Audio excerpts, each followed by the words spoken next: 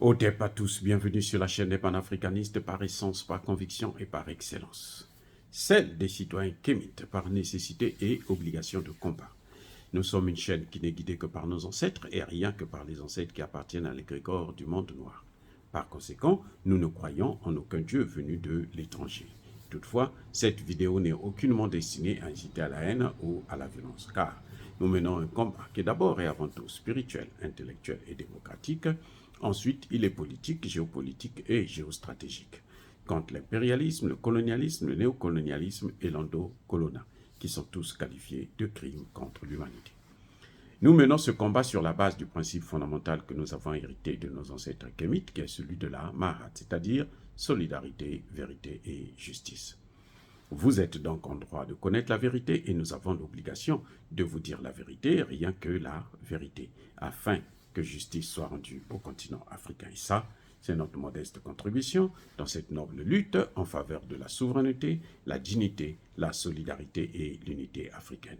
C'est exactement ça que nous appelons le panafricanisme. Bien-aimés frères et sœurs,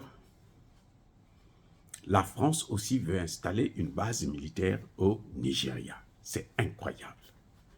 Incroyable mais vrai. La France veut maintenant installer une base militaire au Nigeria. La France demande à Tinubu de légaliser cela. En quoi faisant? La France demande à Tinubu de faire la demande officiellement à la France pour que la France vienne aider le Nigeria à lutter contre le terrorisme. Je crois que Tinubu n'est pas encore sorti de sa folie. C'est-à-dire que, je pense que, c'est-à-dire que, qu'est-ce que je veux dire?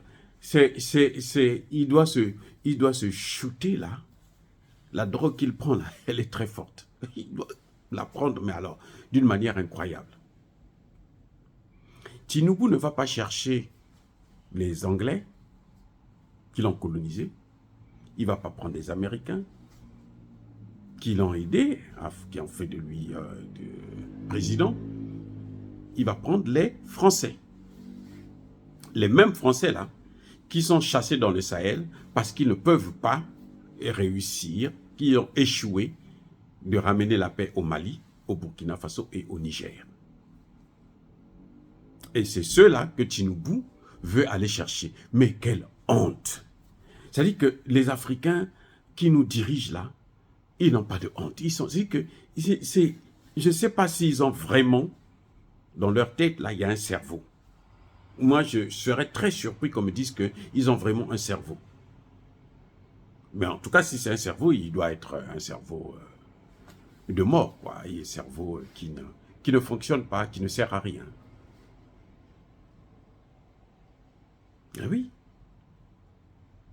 Parce que qu'est-ce qui va se passer?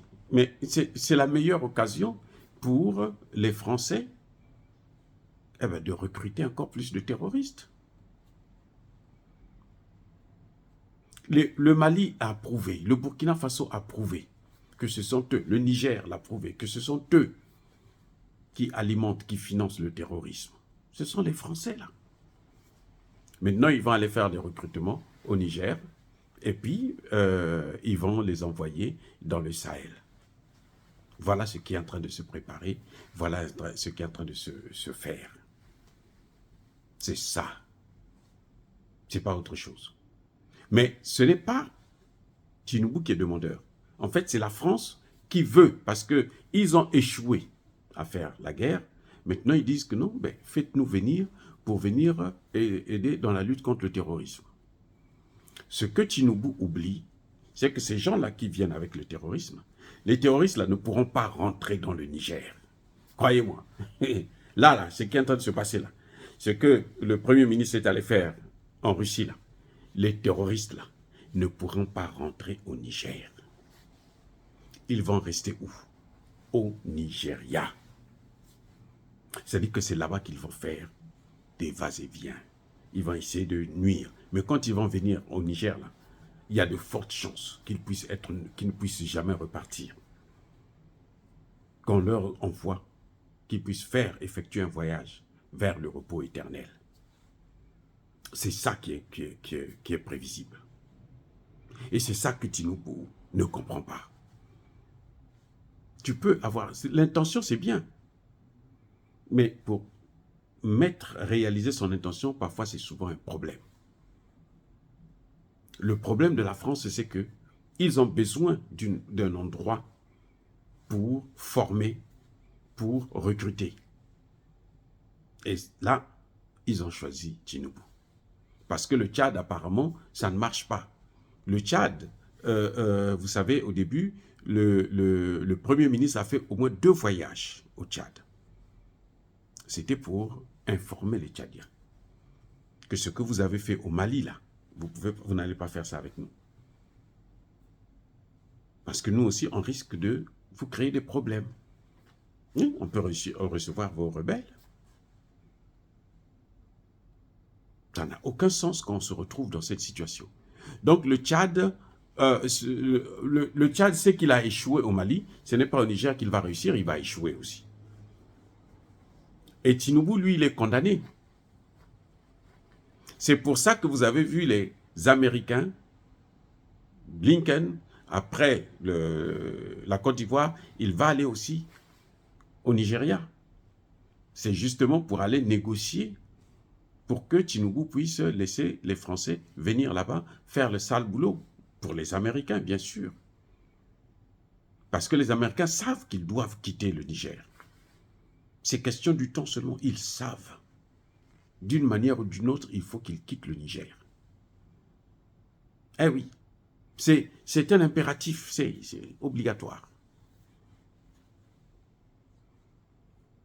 Donc les Français, ils savent aussi que par le Bénin, ça va être un peu difficile parce que le Niger a mis le paquet à la frontière avec le Bénin.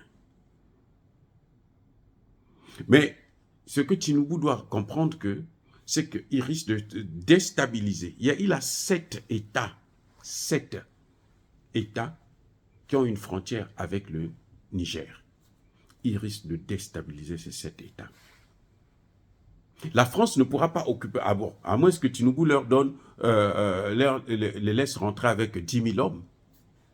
Et même s'ils rentrent avec 10 000 hommes. Ce qui est en train de se préparer au Niger, là, ça ne va pas être, c'est pas du gâteau. Hein. Les Russes ne font pas dans la dentelle. Donc, ce que Tinubu oublie, c'est que c'est une guerre qu'il est en train de chercher au sein même du Nigeria. Eh oui, c'est une guerre qu'il est en train de chercher au sein même du Nigeria. C'est vrai que les Français auront une opportunité de chercher à se rapprocher avec les hommes politiques nigériens et puis certains officiers peu catholiques, hein, ceux qui n'ont encore rien compris de la situation géopolitique actuelle du moment. Ben, écoutez, ça, on va toujours gérer ça. Combien de coups d'État ils ont tenté et échoué contre Assimi Goïta, Traoré et Tchani? Combien? Ils ne font que ça. Et malheureusement, et c'est ça qui est bien avec Emmanuel Macron, c'est qu'il est tellement bête qu'il nous aide beaucoup. Parce que malheureusement, ça va encore créer une autre situation, donner encore une autre opportunité pour que les Africains, la jeunesse africaine comprenne que ces types-là, il faut les chasser définitivement de l'Afrique. C'est ça. C'est-à-dire qu'au final, on est en train d'aller vers ça. Vous savez, quand Dieu veut vous punir, parce que chaque fois qu'il vous dit arrête de faire ça, arrête de faire ça, il vous empêche de réfléchir correctement. C'est-à-dire que quand vous réfléchissez, tout ce que vous faites, tout ce que vous proposez comme décision, tout ce que vous prenez comme décision, eh bien, c'est pour que ça se retourne sur vous-même. Ah oui. Tinubu n'est pas un dieu. Tinubu, s'il continue à jouer comme ça, là, vous savez, au Nigeria, là, on ne joue pas. Hein. Il peut être... La démocratie, on s'en fiche de cette démocratie. Il n'a pas été élu d'ailleurs, il a triché. Donc, on peut le faire partir de là, par la force.